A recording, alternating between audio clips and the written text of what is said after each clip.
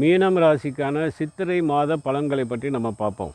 அதாவது விசுவாவசு வருடம் சித்திரை மாதத்திலே உங்கள் ராசியிலே ஜென்மத்திலே சுக்கிரன் உச்சம் பெற்ற சுக்கிரன், நீச்சம் பெற்ற புதன், அதாவது கலத்திரஸ்தானம் என்று சொல்லக்கூடிய அந்த அமைப்புடைய புதன், 7க்குடைய கன்னியினுடைய புதன் உங்கள் ஜென்மத்திலே, மூன்றாம் இடமான வெற்றிஸ்தானம் என்று சொல்லக்கூடிய அமைப்புக்கான சுக்கிரன் உங்கள் ஜென்மத்தில் நிற்கிறார். அப்போது இந்த வெற்றிஸ்தானம்னாலே எடுத்த காரியங்கள், எடுத்த முயற்சிகள், எந்த ஒரு விஷயமாக இருந்தாலும் அதிலே உங்களுக்கு வெற்றி கிடைக்கும்.